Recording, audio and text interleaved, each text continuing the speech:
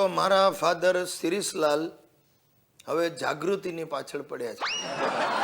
એ ગેરસમજ નહીં કરતા, જાગૃતિ નામની કોઈ બેનની પાછળ નથી પડ્યા, પણ એમને સમાજમાં જાગૃતિ લાવવી છે. બોલો, ભારે ખમ ભાષણો ઠોકે છે, સમાજ કો બદલ ડાલો. અરે શું બદલ ડાલો? આખી જિંદગીમાં મારી બાના સ્વભાવને જે માણસ ન બદલી શક્યો એ હવે સમાજને બદલવાની વાતો કરે છે. જાગૃતિ જાગૃતિ જાગૃતિ, હું જાગૃતિને લાવીને જ રહીશ. બાપુજી જરા ધીમે બોલો. આમાં આજુબાજુ વાળા તમારા ચારિત્ર ઉપર શંકા કરવા લાગ્યા છે. લોકોનું ચારિત્ર નીચું ગયું છે, એને મારે હવે ઊંચું લાવવું છે. આ બધું ઊંચું લાવવામાં હું નીચો પડી ગયો છું. તમને કહી દઉં, આ તમારા ભાષણો સાંભળીને બે ચાર નબળી પાર્ટી વાળાઓએ તમારા નામની સોપારી કાઢી છે બહાર. મારા નામની સોપારી આપવા વાળાએ તો 7 જન્મ લેવા પડશે. આ પાન, સોપારી, મસાલા, આ બધા દૂષણો દૂર કરવા માટે હું સત્યાગ્રહ કરીશ. ધૂળ સત્યાગ્રહ કરશો તમે? આખી જિંદગી તમે મસાલા ચાવ્યા અને હવે લોકોને મસાલા બંધ કરવાની સલાહ આપો છો. આખી જિંદગી ચાવ્યા ત્યારે તો ખબર પડી ને કે આ વ્યસન કેટલું ખરાબ છે. લો બોલો, આ તો એના જેવું થયું કે આપણે પહેલા દારૂ પીને ડૂલ થઈ જવાનું અને પછી લોકોને સલાહ આપવાની કે દારૂડિયો શું દારૂને પીવાનો, દારૂ જ દારૂડિયાને પી જાય છે. અરે ગધેડાને તાવ આવી જાય એવી વાત છે આ. અરે ગધેડો તું છે, તાવ તને આવશે, બાકી મારી ક્રાંતિ તો ચાલુ જ રહેશે. અરે તું જોજે ગિરિયા કે મારે કારણે 3 પરિવારમાં દીકરીનો જન્મ થશે. આ શું બોલો છો બાપુજી? તમારે કારણે એટલે? ચૂપ રે, આવી કોઈ ગેરસમજ ફેલાવ નહીં તું. મારે કારણે એટલે મેં લોકોને જાગૃતિ કરાવી છે કે ભાઈ દીકરી જન્મને પ્રોત્સાહન આપો.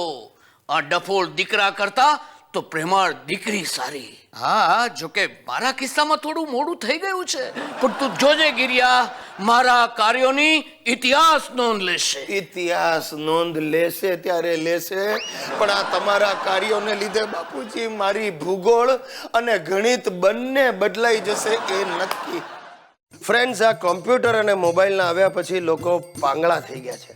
અરે પહેલા તો 50 ફોન નંબર આમ મોઢે યાદ રહેતા હતા, પણ હવે આપણો પોતાનો મોબાઈલ નંબર જાણવા માટે બીજાને મિસ કોલ કરવો પડે એવી હાલત છે. આ લોકો કહે છે કે કોમ્પ્યુટર અને મોબાઈલ આવ્યા પછી પ્રેમ વધ્યો છે. મારું માનવું છે પ્રેમ ઘટ્યો છે. અરે સાલું મોબાઈલ ઉપર SMS કરી દો આઈ લવ યુ, કે ફેસબુક ઉપર લખી દો આઈ મિસ યુ. આવી રીતે કઈ પ્રેમ થતા હશે?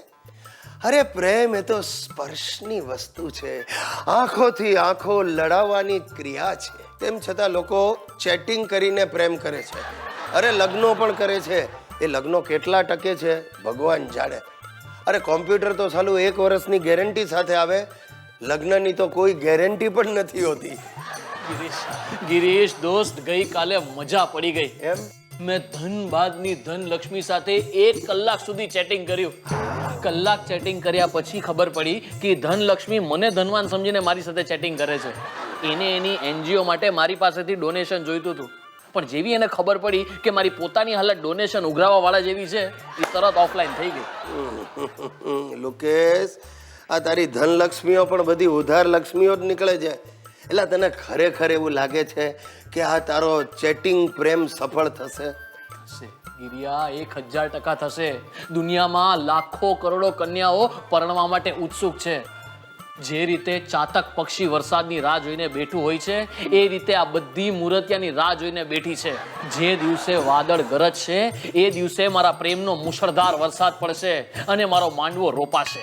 અરે મારા બાપ, આ મુશળધાર વરસાદમાં તું ડૂબી ન જાય જોજે. અરે હું ડૂબવા જ માંગુ છું ગિરિયા. જીવનમાં છપછપિયા બહુ કર્યા, હવે તણાઈ જવું છે. ગયો ભાઈ લોકેશ તો કામથી ગયો. માણસને જ્યારે આંખમાં ચીપડાની જગ્યાએ પ્રેમ દેખાવા માંડે ને ત્યારે કવિ થઈ જાય. ગિરિયા, મને પણ કંઈક એવું જ થાય છે. ખાબોચિયા મને ઝરણા જેવા લાગે છે, કાગડાઓ મને કોયલ જેવા લાગે છે, અને ગલગોટા મને ગુલાબ જેવા લાગે છે. માણસને હડકવા થાય ને ત્યારે મરે તો જ છૂટે એવું આ પરણવાનું છે. એ ઉકલી જાય એ જેનો ઉકેલ. ગિરિયા, મારા લગ્ન થશે જ. તું આજથી જ રૂપિયા ભેગા કરવાનું શરૂ કરી દે. અત્યારે તો હું જાઉં છું, પણ જલ્દી ઘોડા પર પાછો આવીશ અને મારી સાથે હશે ભાગ્યવતી, લક્ષ્મીવતી અથવા તો પછી પદ્માવતી. એ ભાઈ, કોઈ ગર્ભવતી ના આવી જાય એ જોજે. હા?